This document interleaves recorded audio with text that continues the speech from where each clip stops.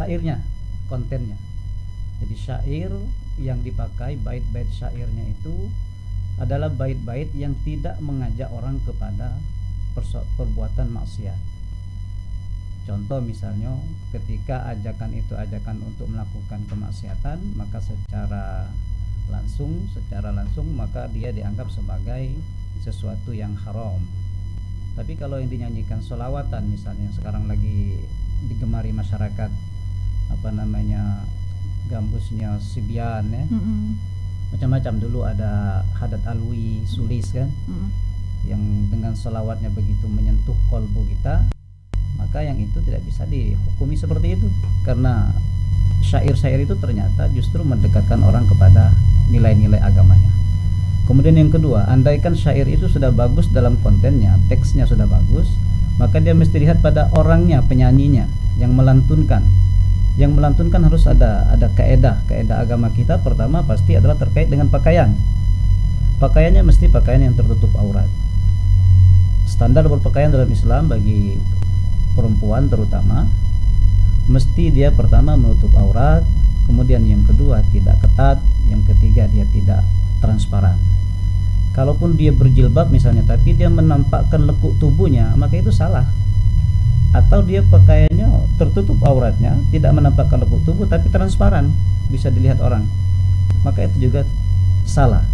Ketiga-tiganya mesti terpenuhi. Maka dalam konteks nyanyian ini, kalau yang nyanyinya membuka aurat, sekalipun yang ia lakukan sholawatan, salah, tidak boleh.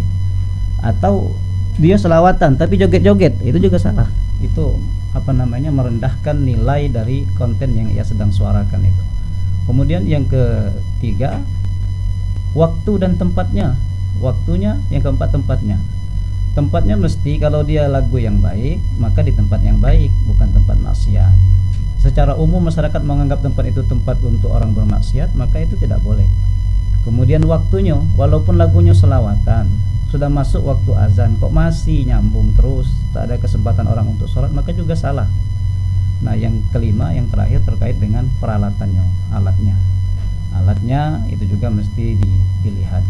Jadi 5 ini kalau mau kita jadikan standar, maka tinggal dilihat yang lagi lagi viral sekarang, sikok bagi duo. Saya juga tidak tahu sebenarnya itu. Kemarin Mbak Febi aja yang share videonya Pak ya. Saya nggak punya video beritanya tapi ya. Saya nggak punya FB. Okay. Saya lihat kemarin itu. Kita tinggal lihat aja dari 5 unsur itu. Kalau di situ ada lirik-lirik yang mengajak kepada kemaksiatan, orangnya juga tak menghiraukan adab, atau kemudian waktunya juga, tempatnya juga tak sesuai, maka secara otomatis dia dianggap sebagai perbuatan yang melanggar hukum agama. Beda loh Mbak Febi antara melanggar dengan melawan. Iya. Dalam Islam itu kalau melawan itu beda hukumnya dengan orang meninggalkan. Misal saya kasih contoh sederhana saja. Ada orang nggak sholat, dia tidak sholat karena dia malas. Artinya tarikus sholat karena malas, dia meninggalkan sholat karena malas. Maka hukum orang ini adalah pelaku dosa besar, tapi tidak keluar dari Islam. Beda kalau orang itu tidak sholat, kemudian dia jahidan liwujubiha, kalau bahasa Arabnya, dia menentangi kewajibannya, maka orang ini dihukumi kafir dia.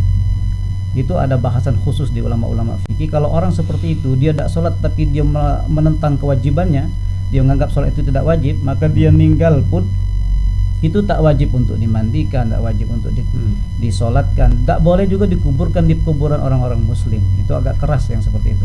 Tapi kalau dia tidak sholat, ngapa tidak sholat? Ayo masih lemak main FB, buka status itu kan, sampai lewat sholatnya, itu namanya tarikus sholat. Orang itu dihukumi pelaku dosa besar, tapi dia tetap seorang muslim. Barangkali itu Mbak. Jadi kalau kasus yang lagi khusus seperti ini terkait sikok bagi dua, ya kita pakai standar itu saja. Sebuah seni itu kalau disederhanakan itu dia dianggap sebagai sesuatu yang melanggar atau tidak, tinggal dilihat bagaimana dia dilakukan, orangnya, syairnya, tempatnya. Barangkali itu sementara Pak Febi.